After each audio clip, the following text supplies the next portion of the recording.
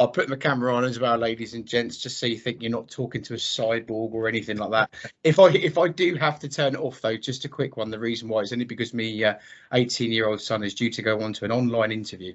So I want to make sure that there's enough bandwidth, because we're not blessed with bandwidth where we live at the moment, but it should be okay. Thank you very much for that very warm introduction. Yeah, my name's Matt Yates. I've been at Scottish and Southern Electricity Networks now. Feels like for an eternity, but it's been a good 10 years.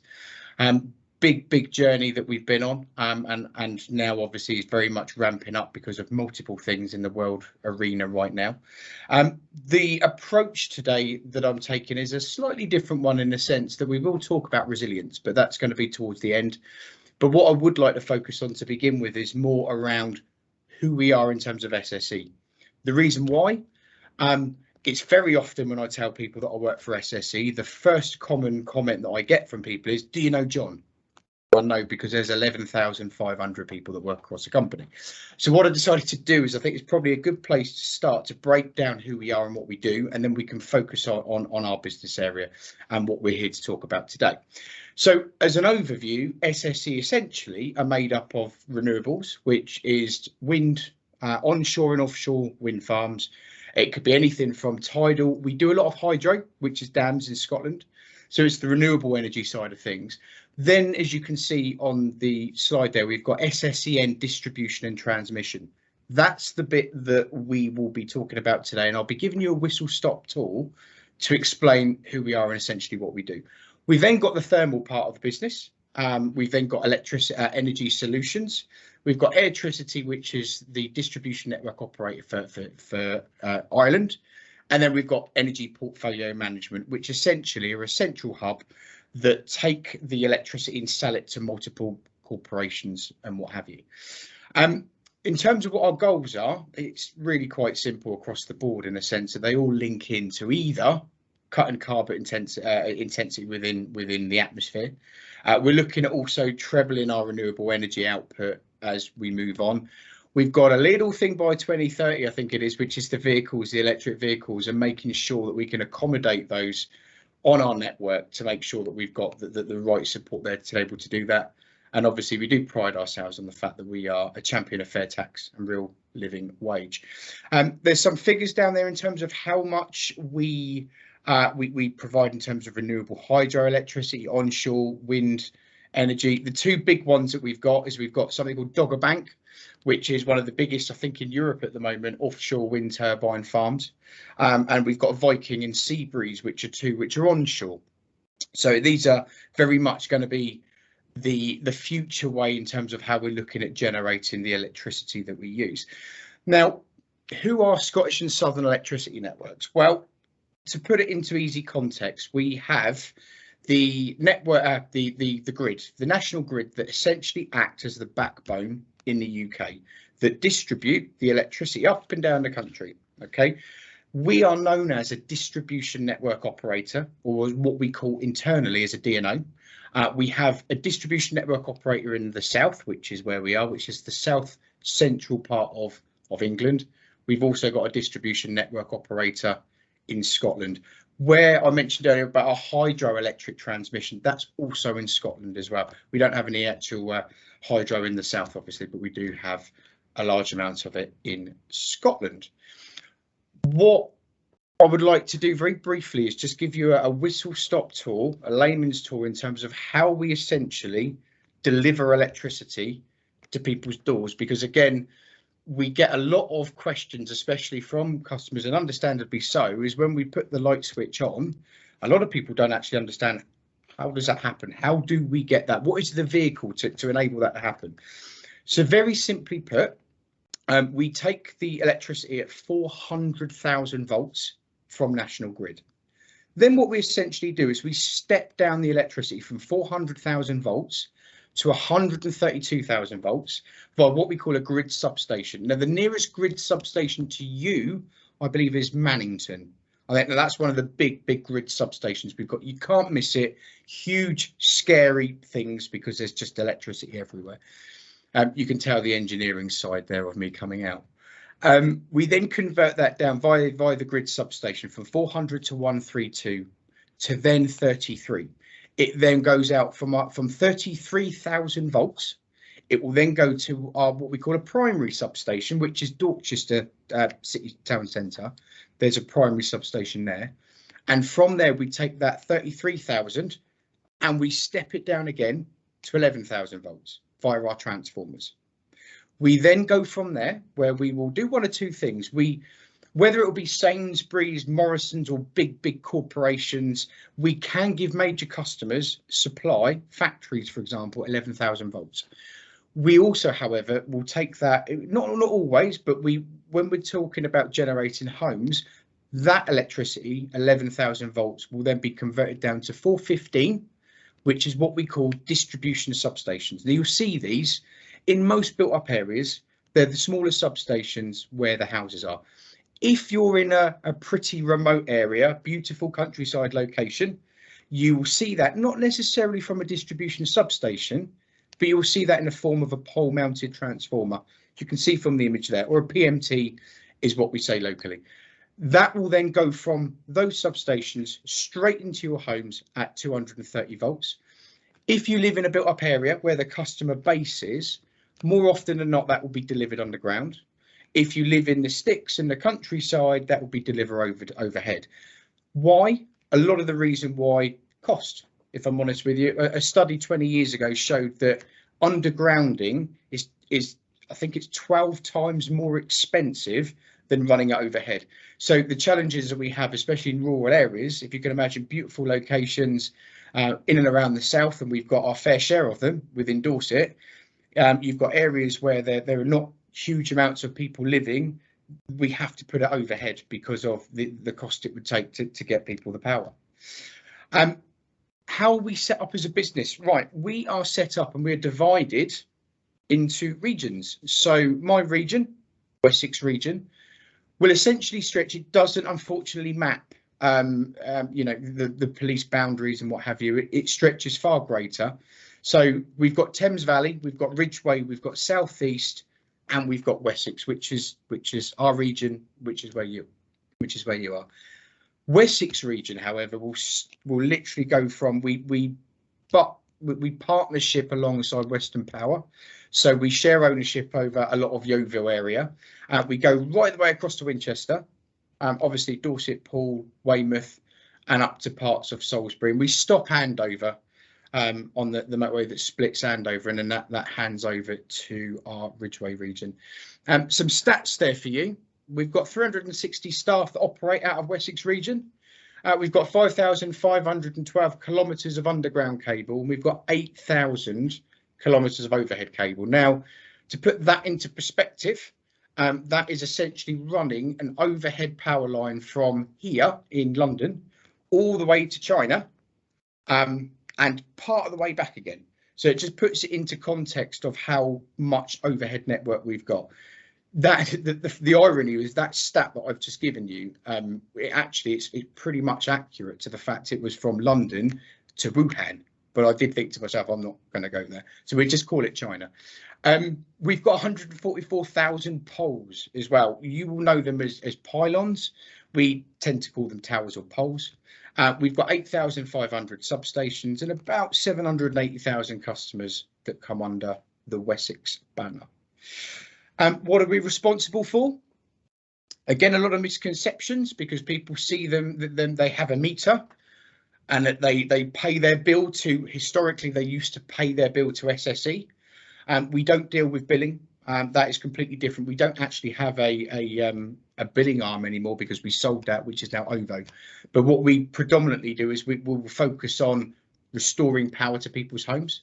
That's unplanned and planned, because there are times, ladies and gents, where we are unable to work on the network live, because we do try and work live wherever we can. But because of safety issues or the way that the network's integrated, we can't sometimes. So we have to switch the power off. And when we do that, we like to give businesses 30 days notice, customers a week to 10 days notice to let you know that that's happening. But we try and keep those relatively small. We also connect customers, whether that's large scale connections or smaller connections to our network. We have to connect and facilitate connections to our network. We also have something called general inquiries. The way to understand general inquiries is anything that's not power loss related or connection. It's the bits in between. So to give you an example of what a general inquiry job might be, someone might be putting some scaffolding up at their home and they require some sheathing to protect the overhead power line that's coming into their home. So if they're working on, I don't know, they're repairing a roof, for example, and they've got scaffolding up, they can have what we call shrouding, which protects the overhead power line and the customers away from electricity. That's one example. It might be a cable trace where someone needs to find a location of a cable, for example. That's another type of general inquiry. We also do what is called network construction works. No surprise that we have a network, we got to maintain it. So that's what part of network construction is all about. It's all about making sure that we update, whether it's poles or pylons, whether it's defects on our network known as switches. We've got an obligation to replace our network. We've got strategic investment. These are defined as major overlay programs and large scale work. So it could be anything where we realise that the cable in the ground have reached a certain threshold and age, and a priority is telling us that because they've had X amount of faults over a number of years, that constitutes as an overlay. So then what we would do is we will overlay parts of our network. We maintain and inspect our network, it goes without saying, specifically the transformer side of it, the substation side. We also do tree cutting, but only in emergency situations. I will highlight that because we do get quite a lot of comments as well that when we go out to see customers, and you know, the comment that I get a lot to me from residents sometimes in frustration with power cuts is, why don't you cut your trees? We don't actually own trees, so we have to get permissions by the landowner, whether that's the local councils, the customer themselves. There is a process for that where we have to go through and we have to get the right level of authorizations to get cutting on the network around trees. In an emergency, slightly different because we've got customers that are off supply, so we do have tree cuts to go out to cut away the trees and the limbs from the overhead network. Obviously, we've got a massive responsibility, probably the biggest one, which is not only the employee but the customer safety element of our network as well. You know, when we're talking about, we see 11,000 volts as low voltage. Any electrician on the call probably think, oh my goodness me, but the reality is it's dangerous stuff that we're dealing with. So priority of safety will always be paramount. And again, customer service massively important to us, as well as the priority services and the vulnerability that live within all the communities that we serve. In terms of behind the scenes, we do have multiple contact centres, but the big ones do tend to be in the south, in just outside Portsmouth, in a place called Drayton. That's the home to our customer contact centre for both the south of the country and for Scotland. It's also the place where our network management centre is from. And when I say network management centre, if you can imagine air traffic control with the multiple screens up, very, very similar to our network management centre, in the sense that those engineers have the ability to remotely operate, autonomously operate the high voltage network by literally pressing buttons on a screen. We can't do it for the low voltage, but we certainly can for the high voltage. And that's where those guys sort of sit away from the rest of the manic call centres in their own little area, where that they will be looking at weather forecasts as well when it comes prior to storm. Usually a week to 10 days, we start making calls on what the weather's looking like. We've got screens in there that we with the Met Office, that we share with the Met Office, where we're constantly monitoring any changes every minute of every day, because obviously the weather, especially high winds, is something that gets our hearts pumping a little bit. We've also got obviously a lot of telephony outbound contacts that is based in both the south, as long as our priority service teams, that they will sit there as well. So if you did want a connection to our network, you would end up be rerouted to our contact centre in the south, and that's the person that you'll be speaking to there is essentially the person that will be providing you a connection, or the first part of that journey anyway. We have also our IT team that sit within Portsmouth. our area in Portsmouth, that are responsible for our, as you can see there, is our web app called PowerTrack. I'll put all the links, ladies and gentlemen, into the comment section. So you're having links to our website as well, but that you'll find PowerTrack will be on there, which is very, very useful for telling you where the power cuts are and when the estimated time of restoration can be found. What we do during peacetime, my role specifically, I have a group of people that our job is essentially to work on what we call peacetime engagement when it comes to community resilience. The view with community resilience from our perspective is quite simple. We will do everything that we can when during an emergency situation, more than likely something to do with weather, but we need to understand, and part of our role is to educate people to understand that we will always have a finite amount of generators. We, within our license condition, can never guarantee a constant supply of electricity. So although we will do everything we can, especially for the most vulnerable within our community, there's that education piece with local residents, with local parish councils, with county councils to say, look, we'll do what we can. You need to help us as well, because we cannot literally do everything. So especially if there is a power cut. So a lot of what we do in the background is we'll work with businesses where we will help them with what we call a business continuity plan. So again, especially if they're looking after areas of known vulnerability, whether it's a care home, we do promote the fact, look, we'll come and help you, but ultimately we do need to, you as the owner of this business will need to provide your own business continuity plan, but we will help you with that. We do a lot of show and tell events at schools, personally one of my favourites. One of the roots and the reason why we do that is because it came from a trial we did about 2-3 years ago, where we decided a slightly different approach to promote resilience. We go into schools anyway because we need to promote the safety side of our network. So an example, what do you do to children? You know, if you kick your football into a substation, you know, it's things like that we've been talking to about. You need to phone this number. What we decided to do, though, is we looked at it and we thought there's a brilliant opportunity there because schools are at the centre of the communities. You've got, having 3 children myself of various ages, I know the impact children have when they come back and they've done something at school that they've really enjoyed. And we decided, you know what, that's a really good route into the communities where we can go out, we can publicise the priority service register that we run, where we encourage people to sign up if you're vulnerable in power cuts, or if you are off supply, we encourage people. And the reason why is because the amount of children that would go home with their goodie bags and their light sticks, because all the kids love their light sticks, with their leaflets and things like that, they would take it home and they would say to their parents, they would say to their grandparents, you need to look at this priority service register, because if there's a power cut, what are you going to do?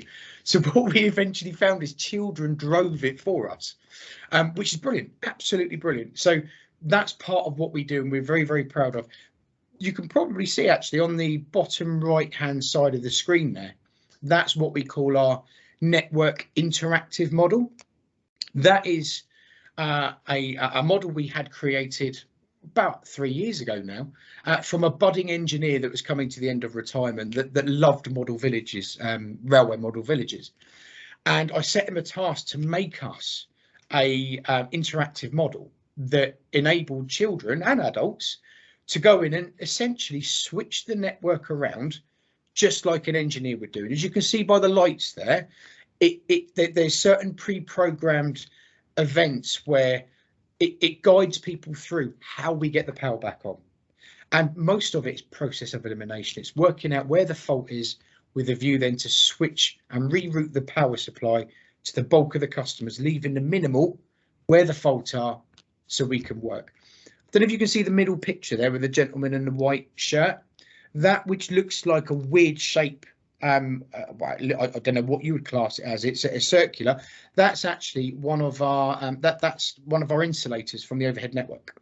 So it just goes to show just how big they are. In front of that, I don't know if you can see, but you've got some power cables, very, very, very, very big power cables. And again, fuses. The average fuse you'll get in your plug socket, we've got them and they look like irons. We take these show and tell along, show children what we do.